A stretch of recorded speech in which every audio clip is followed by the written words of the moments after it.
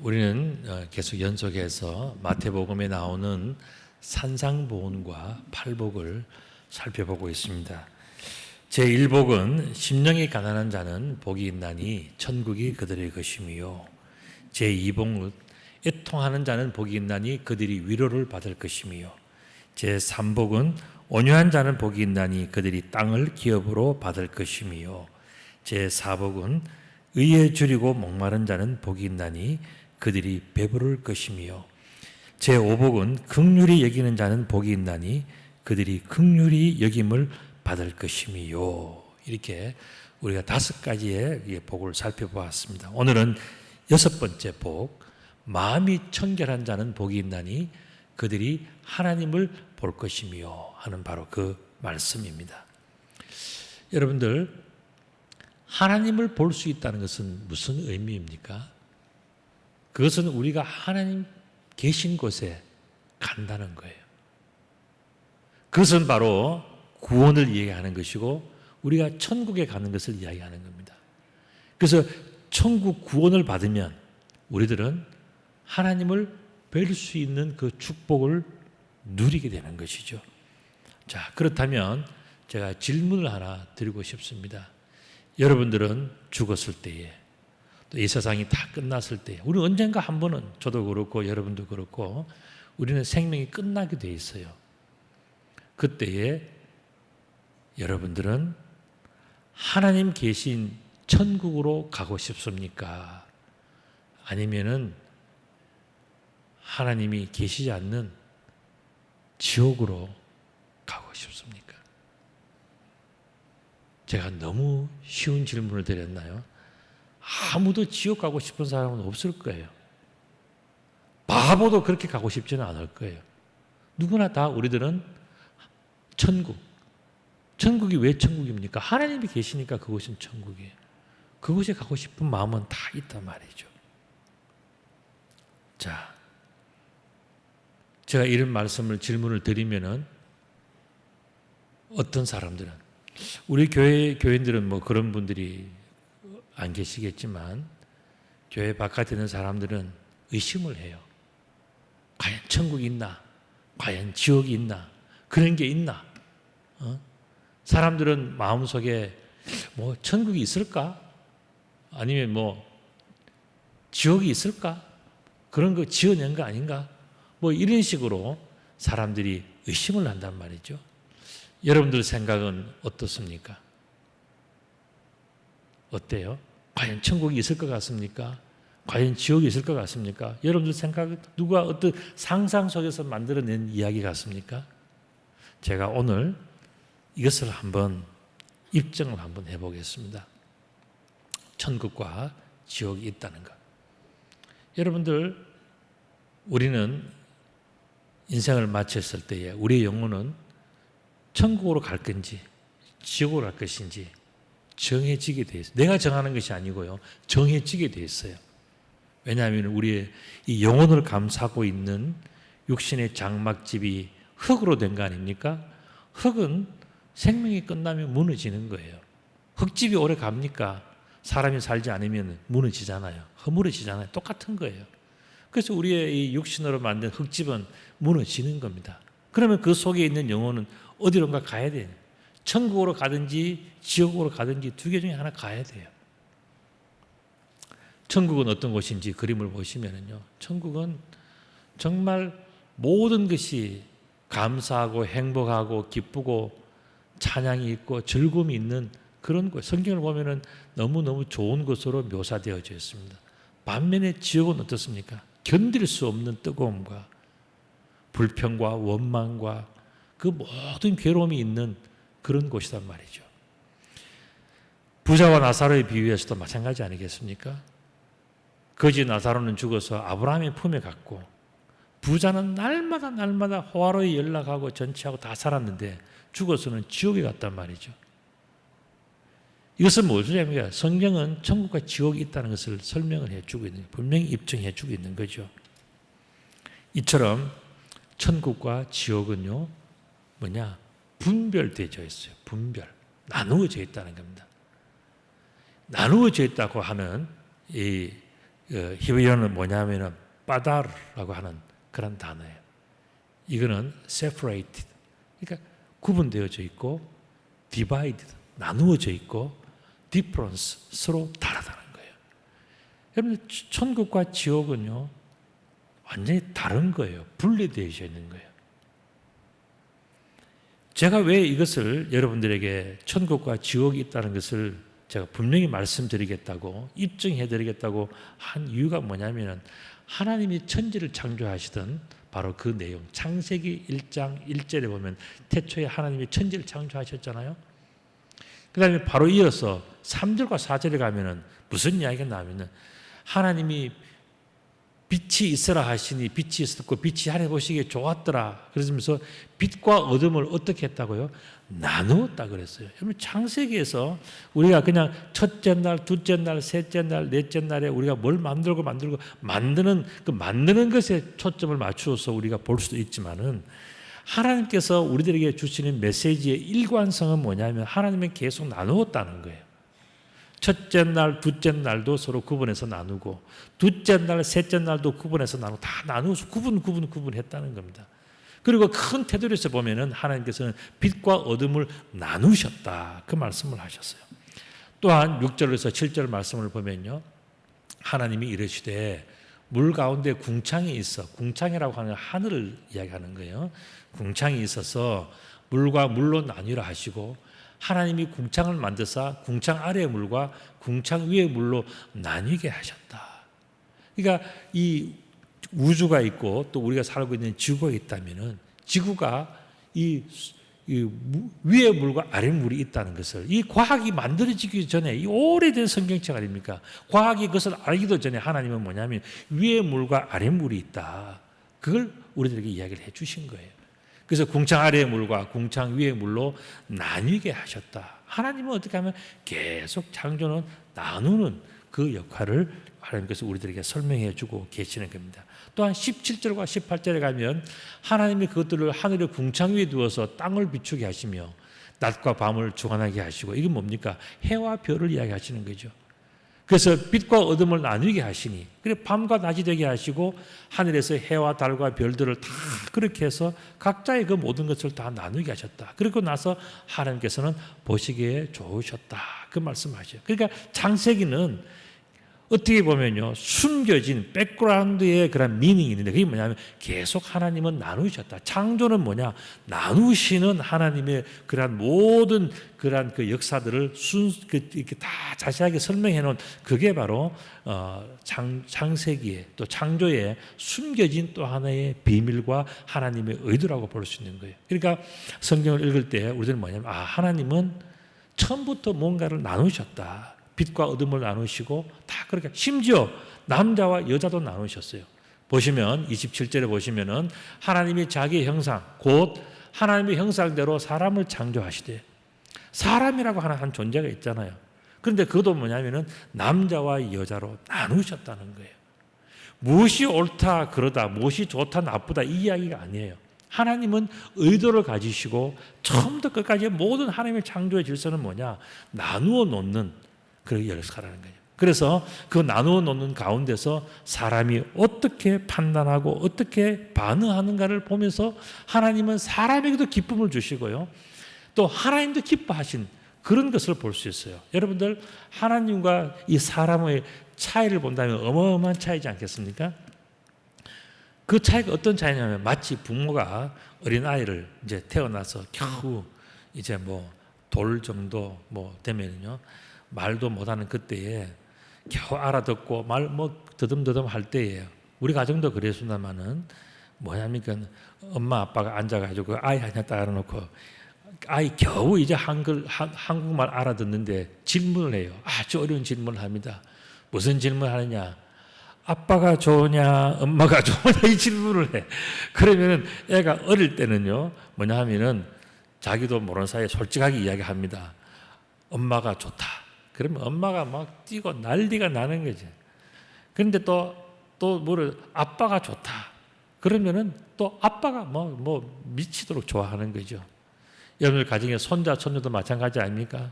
물어보면은 뭐 할비. 이게 할아버지인지 할머니인지도 모르면서 하여튼 무조건 좋아가지고 그 말 한마디에 다 좋아하잖아요. 그죠? 무조건 좋아하도록 만들어 놓았으면 할아버지, 할머니, 아빠, 엄마가 그렇게 기뻐하지는 않았을 거예요. 그런데 그에게 자유의지를 주었고 그 아이가 어려서 정말 어눌한 말로 누구를 좋아한다 했을 때 그때 느끼는 감동은 어마어마하게 크지 않습니까? 하나님도 마찬가지인 거예요. 우리들에게 자유의지를 주시고 우리들에게 이 모든 것을 보시면서 참 어린 아이 같고 아무것도 모르는 것 같은데 누구 좋아하냐 물었을 때 하나님 이렇게 했을 때 하나님은 너무너무 좋아하시. 이게 뭐냐? 하나님께서 만든 세상의 아름다움과 즐거움의 그 모습들이에요. 이처럼 하나님께서는 그런 모든 것들을 강제적으로 베푸지 않으시고 우리들에게 남자와 여자, 밤과 낮 다 해서 하나님은 조화롭게 아름답게 은혜롭게 다 그렇게 만들어 놓은 것이 뭐냐? 하나님의 세상이란 말이죠. 이처럼 하나님은 태초에서부터 하나님은 의도대로 구분하고 나누어서 하나님은 창조해 놓으신 거예요. 심지어 동물들도 거룩한 동물들, 부정한 동물들로 하나님께서 나누셔서 그렇게 하나님께서는 구분하여서 창조를 하셨단 말이죠. 레위기 11장 1절에서부터 47절에 보면 긴 내용 한 장 전체, 11장 전체가 뭐냐? 정한 동물과 부정한 동물에 관한 이야기가 나와요.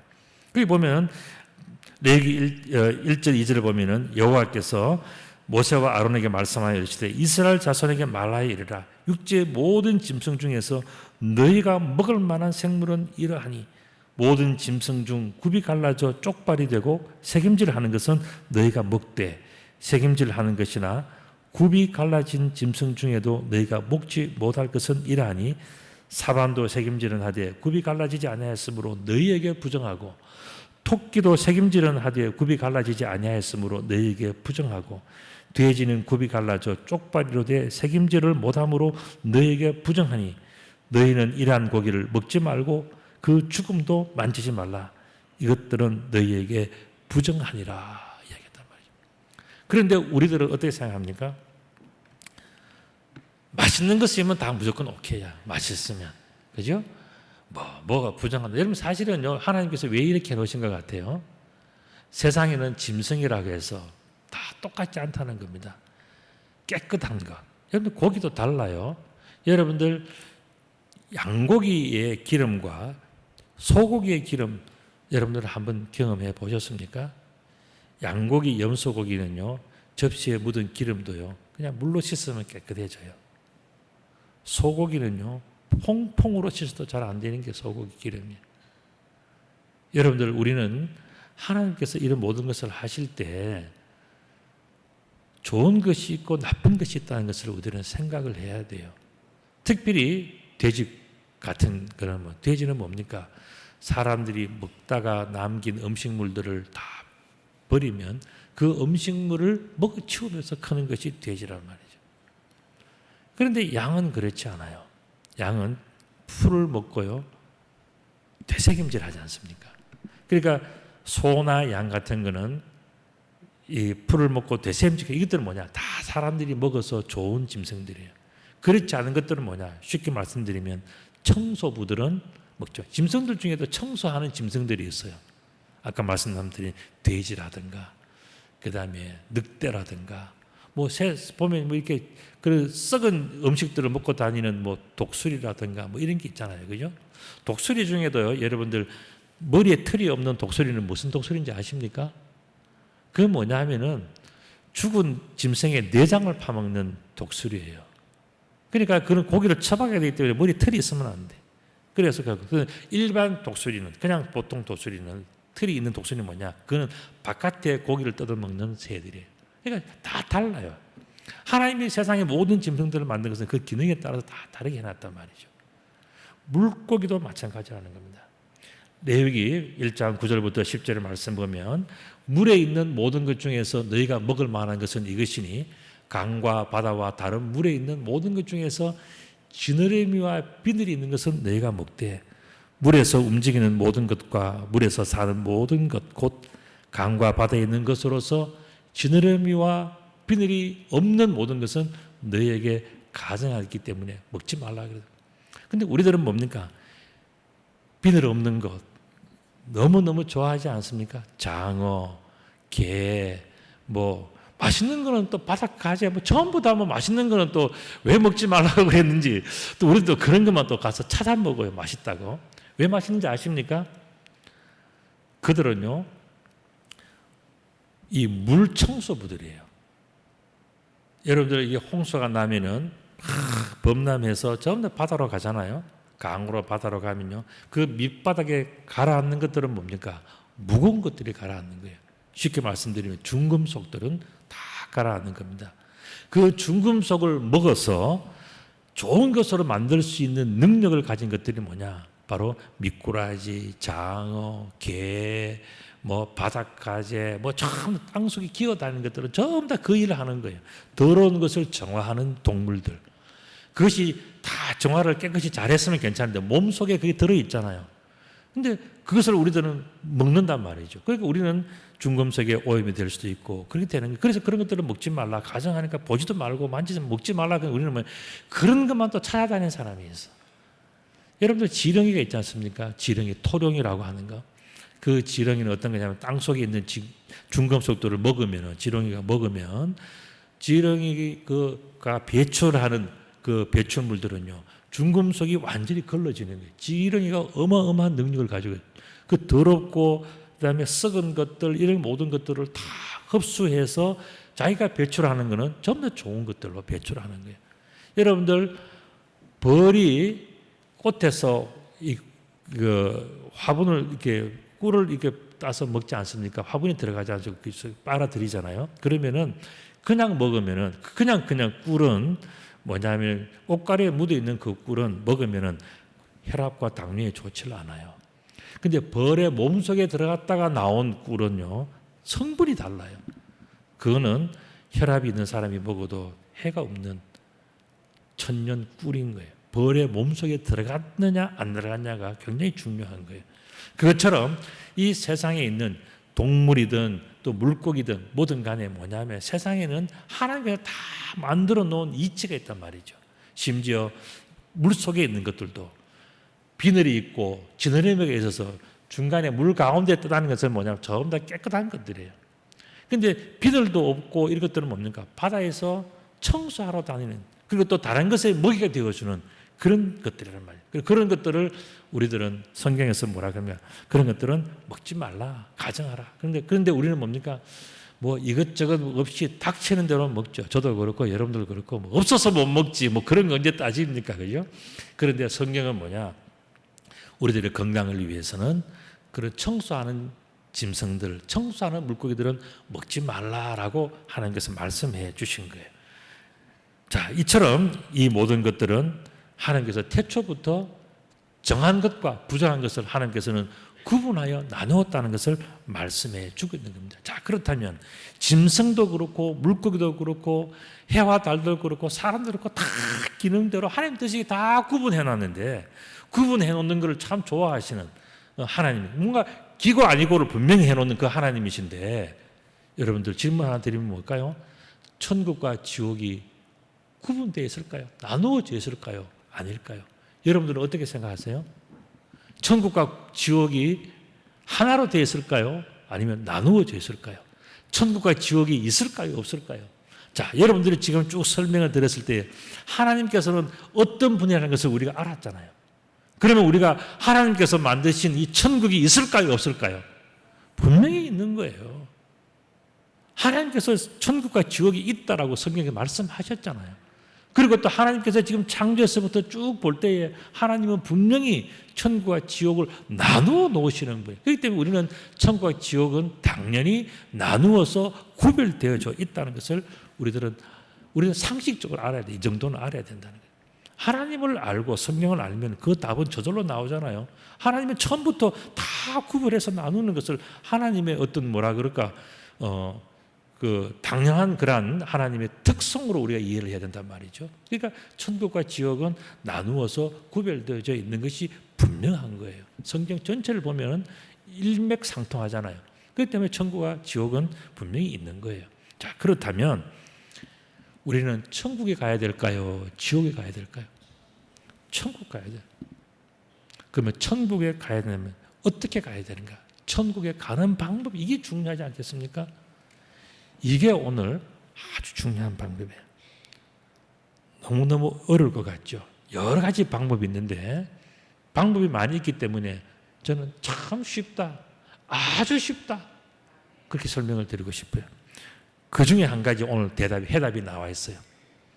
천국에 가는 방법은 굉장히 많은데 설명이 굉장히 다양하게 나와 있어요. 그런데 그 중에 한 가지가 뭐냐? 오늘 보면 마음을 청결하게 하면 된다라고 설명을 해준 거예요. 마음이라고 하는 것은 카르디아라고 하는 헬라어입니다. heart, spirit, 또 mind. 이게 특징이 뭡니까? 이건 전부 다 내면에 있는 거예요. 겉으로 드러나지 않은 거예요. 깊이 있는 것, 깊은 속마음. 겉으로 드러나지 않는 그 특성을 가진 단어가 뭐냐? 바로 마음이라는 단어예요. 깊이 있다, 속에 있다는 게 속이라는 뜻이에요. 카르디아.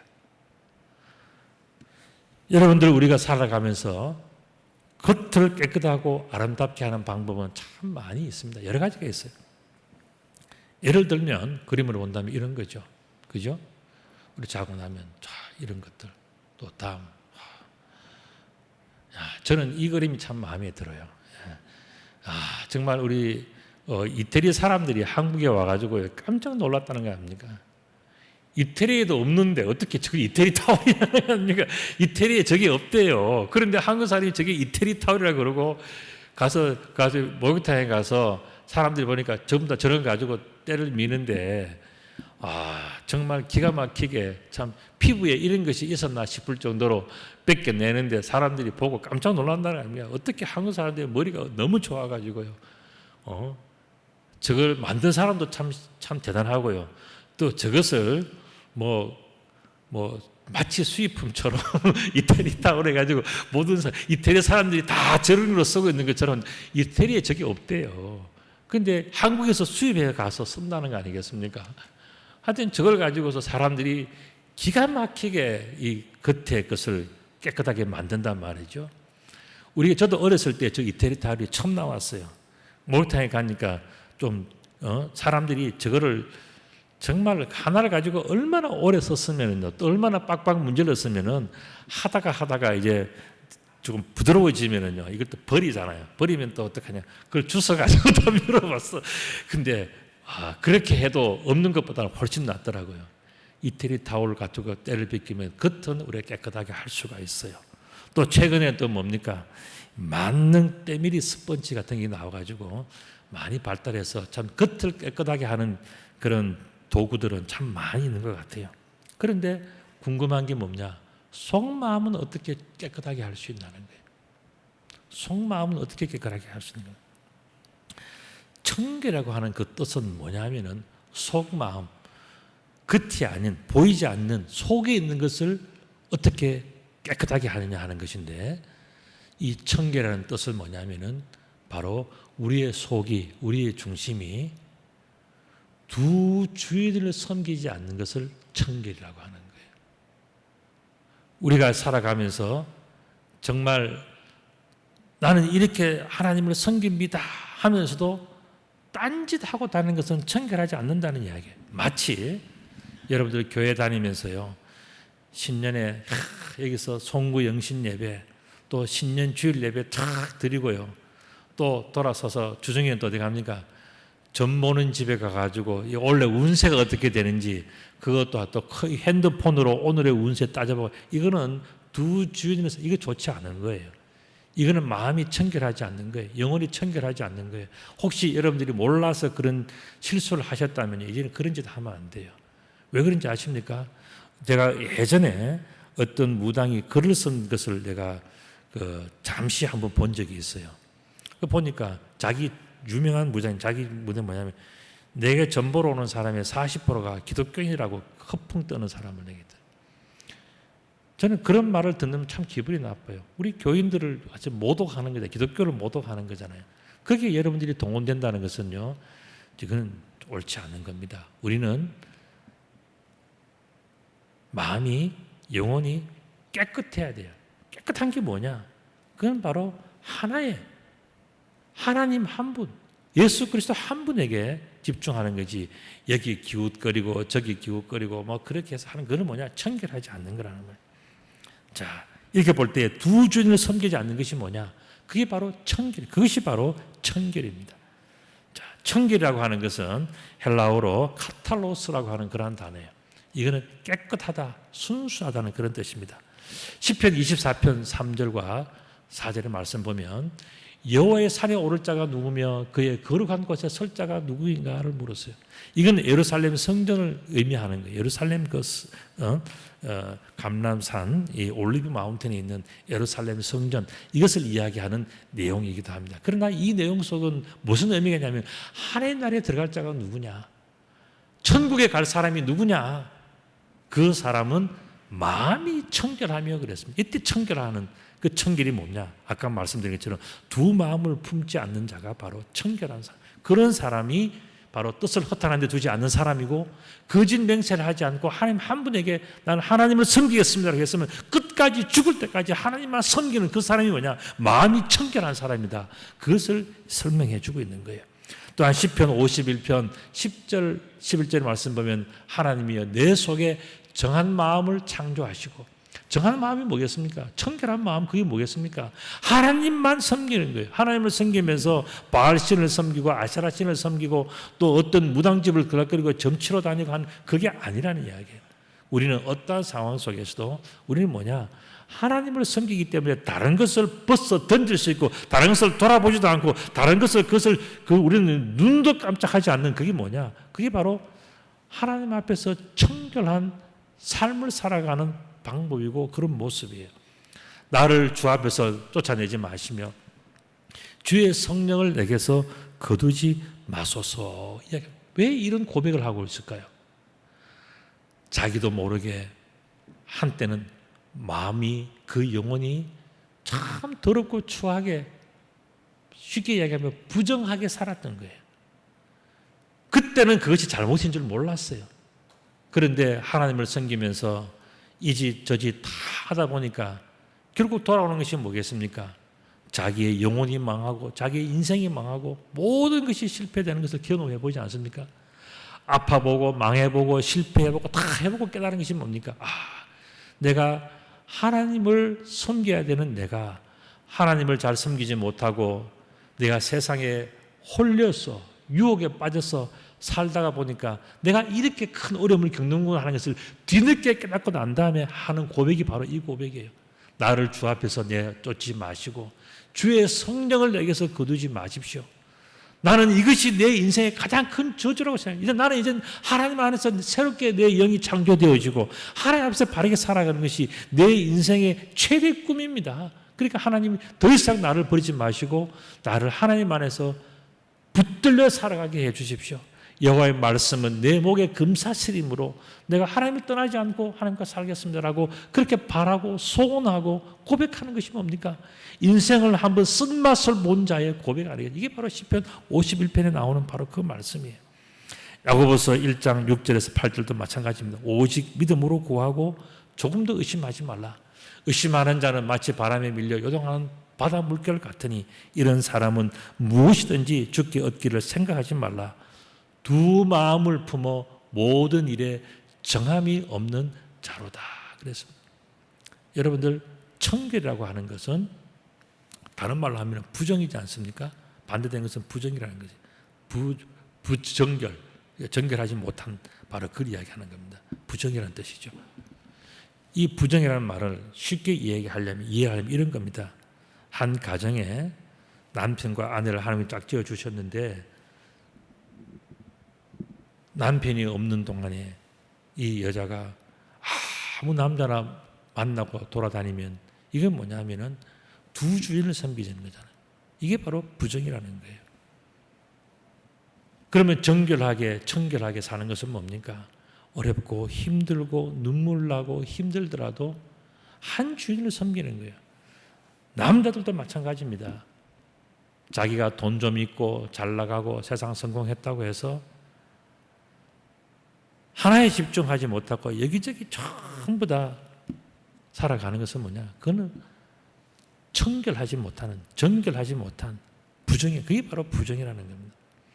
그래서 바로 그 이야기를 하면서 우리는 뭐냐, 한 마음에 한 곳에 그렇게 집중할 수 있어야 되는데, 그 집중하는 것이 뭐냐, 바로 하나님께 집중하는 것, 이게 바로 복 있는 자다 그랬어요. 그래서 오늘 보면 복 있는 자는 어떠한 유혹 속에도 스스로 분별하여서 오직 예수님만 따르는 자다 하는 것을 본문은 설명해 주고 있습니다. 스스로 분별할 줄 아는 능력, 그걸 뭐라고 이야기하는지 아십니까? 제가 그림으로 힌트를 드리겠습니다. 이게 무슨 그림일까요? 이게 누구의 이야기 같아요, 이게? 예? 그렇죠. 여러분들 정말 똑똑하십니다. 솔로몬이에요. 솔로몬이 1000번제를 드리고 난 다음에 하나님께서 너무 솔로몬이 기특해서 뭐라 그랬습니까? 네가 원하는 것이 뭐냐? 물었는데 솔로몬은요, 이야기를 했어요. 나는 금과 은을 구하지도 않고 나는 뭐라고요? 지혜를 구한다 그랬어요. 그러니까 하나님께서 이 솔로몬에게 너무 감동하시면서 너는 어떻게 내게 금도 구하지 않고 은도 구하지 않고 부귀도 구하지 않고 명예도 구하지 않고 권력도 구하지 않고 네가 어떻게 지혜를 구할 줄 알았느냐 라고 말씀하시면서 하나님이 그 지혜를 구하는 솔로몬이 자기의 마음에 너무너무 마음에 합했다고, 마음에 맞았다고 이야기한단 말이에요. 하나님이 그 솔로몬을 보면서 너무너무 기뻐하신 거예요. 그런데 지혜가 뭔지 아십니까? 지혜는 바로 선과 악을 분별할 줄 아는 능력이 지혜인 거예요. 오늘 우리 본문의 말씀에서 나온 게 뭡니까? 우리는 스스로 분별해서, 복 있는 자는 스스로 분별하여서 무엇이 옳은지를 알고 그 옳은 길을 따라가는 자가 뭐냐? 복 있는 자라는 것을 설명해 주고 있지 않습니까? 이렇게 볼 때에 오늘 예수님을 따라가는 그런 자가 결국 뭐냐? 천국에서 하나님을 만나게 되지 않겠습니까? 이건 뭐냐? 너무나 당연한 이치라는 겁니다. 그렇기 때문에 오늘 예수님께서는 이 제 6번째 복에서 뭘 말씀하셨냐? 마음이 청결한 자는, 이것을 설명하면 어떻게 뭡니까? 속 깊은 곳에서, 겉으로는 드러나지 않지만은 속 깊은 곳에서 그 마음의 중심이 하나로 다 정돈되어 있는 사람. 그런데 그냥 하나가 아니고 뭐라고요? 예수님과 하나님께로 다 그렇게 정돈되어 있는 사람들은 엄청난 복이 있는 사람들이다. 왜 그런가? 그들은 아까 말씀드린 것처럼 천국에서 하나님을 만나게 될 것이니까, 하나님이 계시는 그곳으로 갈 수 있는 사람들일까? 그 사람들은 너무너무 복 있는 사람들이다. 그들이 나중에는 하늘나라에서 하나님을 만날 수 있는 그 축복을 누릴 수 있는 사람들이기 때문에 그 사람들은 참으로 복 있는 사람이다. 그 말씀하신 거예요. 여러분들 마음이 청결한 자 어떤 사람이라고요? 속마음이 아주 하나님께로 딱 정해져 있는 사람이에요. 다윗이 왜 복을 받은지 아십니까? 그럼 다윗은 학교를 안 나왔어요. 다른 사람들은 유대 랍비 학교를 다니고 가정에서 교육을 받고 다 할 때 다윗은 뭐였습니까? 저 들판에서 양이나 치는 목동이었단 말이죠. 그런데 하나님께서 왜 다윗을 그렇게 위대하게 왕의 자리까지 세웠냐 하면은 다윗은요, 그렇게 힘들고 어려워도요, 마음이 하나님께로 딱 정해져 있었어요. 그게 뭐냐면은 마음이 청결한 다윗이었다는 거예요. 하나님 앞에 딱 하나님에게 꽂혀져 있었어요. 그러니까 하나님께서는 이 다윗을 사랑하시면서 내가 저를 복을 주고 저를 키우고 저와 함께하고 저와 저의 후대들에게 영원토록 복을 줘야겠다고 하나님이 결심한 것은 뭐냐? 다윗의 마음이 하나 청결했기 때문에 그래요. 오늘 이것을 볼 때에 우리 인생을 살아가면서요, 우리가 여러 가지 복을 살펴보고 오늘 6번째 복을 이야기합니다. 근데 이 6번째 복은 뭐냐? 우리의 속 깊은, 겉으로는 우리가 다 다룰 수 있어요. 우리는 외모도 다르고 옷 입은 것도 다르고 다 다를 수 있잖아요. 그런데 우리는 속에 드러나지 않는 이 속에 우리는 심플한 것, 딱 정해진 것, 하나님을 향한 확실한 것이 있어야 되는데 그게 뭐냐? 바로 예수 그리스도를 통해서 하나님께 향해 있는 그 마음, 아주 단순한 마음, 이게 확실하면 그 사람은 엄청난 축복이 있는데 그 사람은 하늘나라 가서 하나님을 배울 수 있는, 구원받는 그 축복을 그가 누리게 될 것이다. 이렇게 말씀하여요. 이게 바로 마음이 청결한 자는 복이 있나니 그들이 하나님의 나라에 들어가서 하나님을 볼 것입니다. 말씀하셨어요. 오늘 이 말씀을 보시면서 우리들은 어떻게 되겠습니까? 마음을 청결하게. 이게 뭐냐? 복잡하고 하나님을 믿으면서 여기 끼고 저기 끼고 하는 이 모든 것들을 정리를 해야 돼. 이제는 하나님 하나에 집중을 해야 됩니다. 그게 뭐냐? 청결이에요. 여러분, 마음을, 우리 속을 우리는 하나로 다 결심을 해야 됩니다. 그렇게 하면은 우리는 천국에서 하나님을 뵙는 복을 누리게 되는 거예요. 오늘 이 자리에 계시는 모든 분들이 우리는 하나님의 비밀, 하나님의 축복을 우리가 들었지 않습니까? 자, 그렇다면 어떻게 되느냐?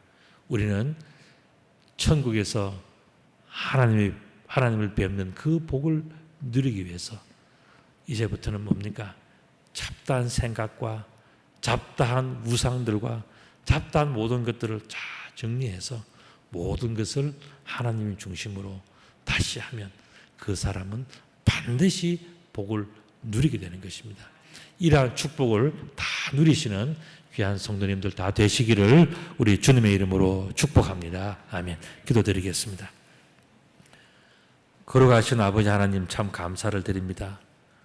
우리는 세상에서 너무 분주하고 어려워서 생각이 많고 또 마음이 어지러운 우리의 현실을 솔직히 고백합니다. 하나님, 이제는 더 시간이 늦기 전에 우리의 마음과 중심을 하나님께로 향하게 하시고 하나님을 향하는 우리의 마음이 더욱더 투철해져서 흔들리지 않고 예수 그리스도와 하나님께만 집중하는 그런 거룩한 은혜, 거룩한 삶이 될 수 있도록 우리 모두를 축복하여 주옵소서. 우리의 마음을 청결케 하시기를 원하시고 청결한 마음을 기뻐하시고 복을 주시는 우리 구주 예수 그리스도의 이름으로 감사하며 기도드리옵나이다. 아멘.